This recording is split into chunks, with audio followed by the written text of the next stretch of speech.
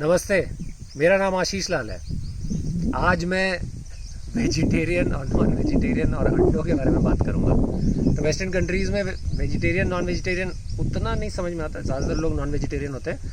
Vegetarian से ज़्यादा वहाँ पे वेगनिज़म समझ में आता है। वेगनिज़म का मतलब हुआ कि वीगन वो हुआ जो किसी एनिमल को मार के नहीं खाता और किसी एनिमल का प्रोडक्ट भी नहीं खाता, मतलब जैसे दूध भी नहीं खाता और हनी भी नहीं खाता, you know what I mean. But India में प्राइमरीली वेजिटेरियन और नॉन वेजिटेरियन होते हैं।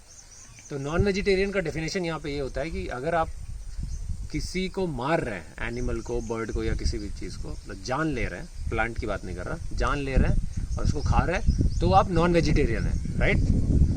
दैट मीन्स कि अंडा जो है वो नॉन वेजिटेरियन होना चाहिए, क्योंकि अंडे से बच्चा होगा, राइट। बच्चा होगा तो फिर वो ऑब्वियसली आप मार रहे हैं, तो वो नॉन वेजिटेरियन हो गया। इंडिया में हमेशा से अंडे को नॉन वेजिटेरियन माना जाता रहा है, बट काफ़ी साल से इंडिया में जो कमर्शियल अंडे हमें पोल्ट्री से मिलते हैं वो वेजिटेरियन होते हैं। क्यों? क्योंकि वो अनफर्टिलाइज्ड होते हैं। अब इसको समझने के लिए ये जानना पड़ेगा, मुझे पहले नहीं पता था लेकिन अभी कुछ टाइम पहले ही पता चला कि जो मुर्गी होती है वो दो तरह से अंडे देती है। एक तो अंडे देती है ऑब्वियसली जब उसके पति के साथ मिलन होता है, उसके बाद वो अंडे देती है तो ऑब्वियसली उससे बच्चा होगा।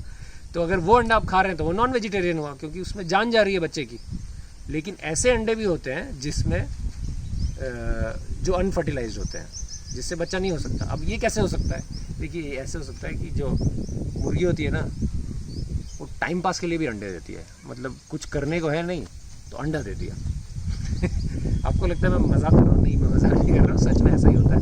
मुर्गी रैंडम अंडा देती रहती है। तो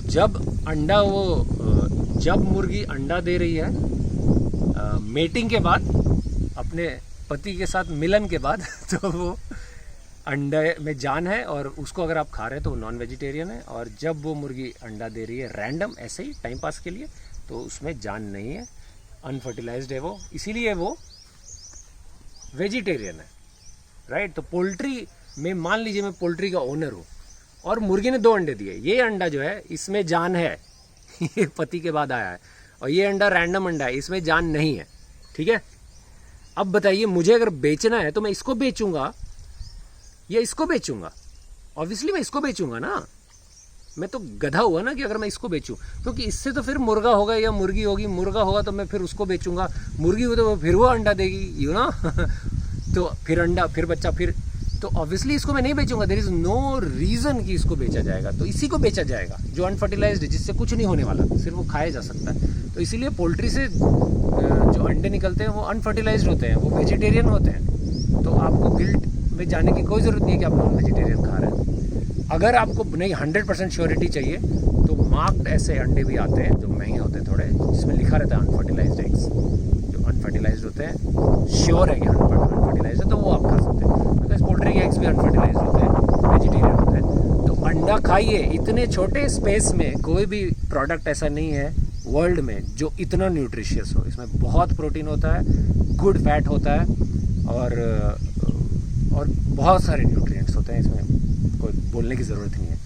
तो संडे हो या मंडे, रोज़ खाओ अंडे, फैंटास्टिक।